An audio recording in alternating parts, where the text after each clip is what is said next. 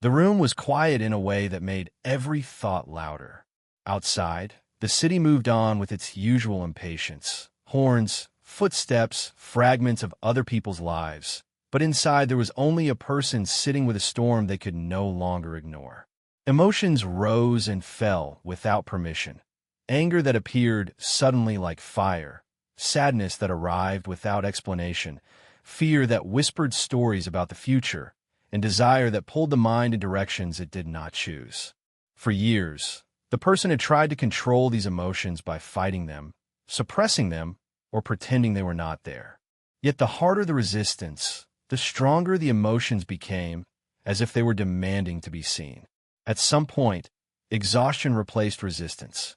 Instead of pushing the feelings away, the person remembered an idea once encountered in Carl Jung's writings, that what we resist not only persists but grows in the dark. Emotions, Jung suggested, are not enemies to be defeated, but messages from the deeper layers of the psyche. They are symbols, expressions of parts of ourselves that want recognition. Control, therefore, does not come from domination, but from understanding. So the person did something unfamiliar. They stopped running from the emotion that was most uncomfortable at that moment, anger. Rather than justifying it or condemning it, they observed it. Where did it sit in the body? What thoughts fed it?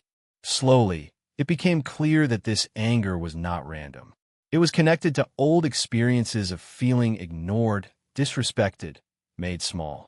The anger was a guardian, trying clumsily to protect a wounded part of the psyche. Jung would have called this a shadow element, a rejected part of the self that turns destructive only when it is unconscious. As the anger was seen in this light, it softened, not because it was judged, but because it was understood. The person realized that emotional control did not mean never feeling anger, it meant not being possessed by it.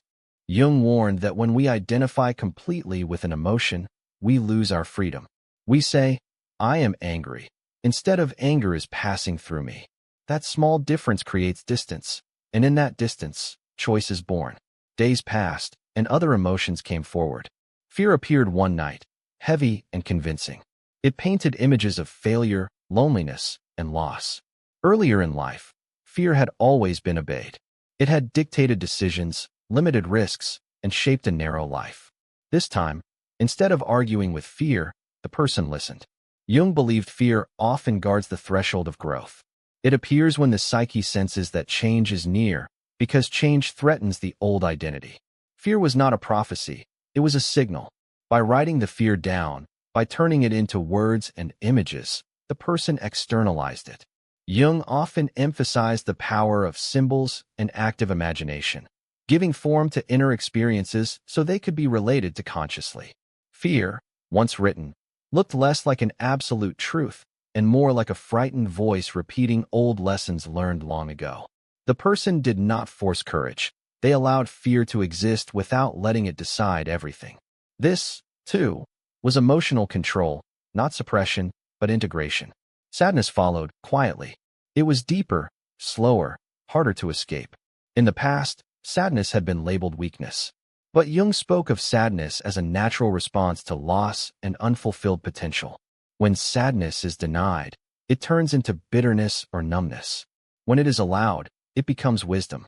So the person sat with sadness, feeling its weight, noticing how it asked for rest, honesty, and compassion. Tears came, not as a breakdown, but as a release. Something old was being mourned, an image of life that never happened, an identity that no longer fit. Through this process, a pattern became clear. Every uncontrolled emotion had one thing in common. It came from an unconscious place. Jung taught that consciousness is like a small island in a vast sea. When emotions rise suddenly and overwhelm us, it is often because something from the depths has surfaced without warning. The task is not to drain the sea, but to expand the island, to become more conscious. The person began a simple practice. Whenever an emotion appeared strongly, they asked 3 questions. What am I really feeling? What memory or belief is connected to this feeling? And what part of me wants to be acknowledged right now? These questions did not eliminate emotion, but they transformed the relationship with it. Emotions stopped being commands and started becoming conversations. Over time, another realization emerged, one Jung considered central to psychological maturity: balance. Excessive positivity is just as unconscious as excessive negativity. To control emotions is not to live in constant calm or happiness, but to hold opposites without being torn apart by them. Love and anger, confidence and doubt, strength and vulnerability, all coexist in a whole psyche. Problems arise when one side is rejected and pushed into the shadow. As the person slowly integrated these rejected parts, emotional reactions became less extreme. Triggers still existed, but they no longer hijacked the mind.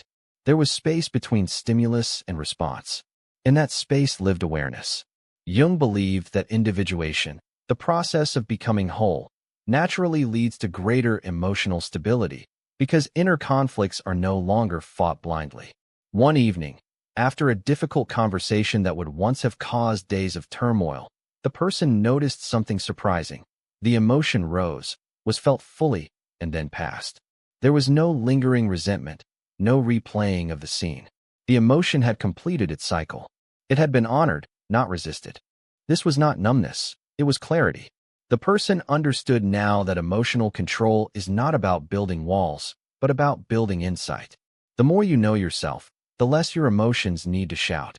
Jung once wrote that until you make the unconscious conscious, it will direct your life, and you will call it fate.